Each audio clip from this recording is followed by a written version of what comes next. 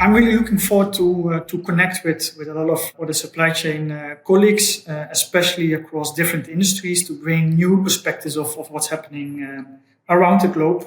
I think it's good to be outside your own office and your own bubble to just hear what's happening in the world, and again to bring those perspectives into your own environment and learn and apply that knowledge.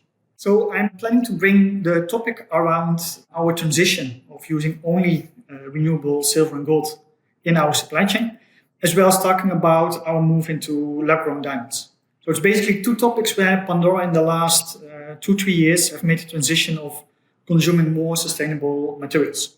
I think it's an interesting topic because 4 or 5 years ago when we set the ambition, it was completely new in our industry. So it was a rather bold statement and no one really knew how to make it happen. But here we are a few years down the road and we've made it happen. So I think that's an interesting story to tell of making a transition in your supply chain of something which at the beginning you're not 100% certain on how and what is it, but in the end of the day, it works out. I also think if you look at sustainability, see it a bit as supply chain resilience. When we had COVID, the topic of supply chain resilience became on everyone's mind, and it was at the top of everyone's focus, which from a supply chain perspective was really, really great to see because for the first time it was a bit easier to explain why it's important to be resilient in your supply chain. But you see that it now, after a few years of COVID, things are kind of stable from a COVID perspective. That topic also starts to be moving a bit again back to the background. And I don't say that sustainability has a similar approach, but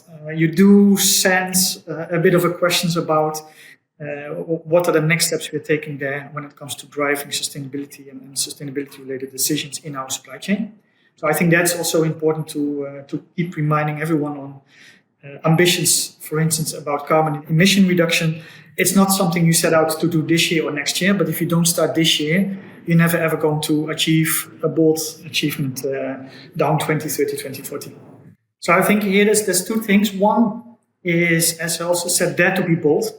So even if you start with a certain ambition of making changes in your supply chain, I think it's almost good if at the beginning you think by yourself, how am I going to do this, or how are we even getting started? Because then the ambition is bold enough. And I think a second thing, if you look both again at recycled silver and gold and also at the lab-grown diamonds, you need to have sponsorship from the wider organization, especially from your executive leadership team, because there will be, especially if you have bold ambitions, some roadblocks. There will be some surprises, and if you don't push it through, things end up being stopped or different decisions are being made. So those two things, don't be too shy of setting a bold ambition out there, as well as make sure that you have the right buy-in.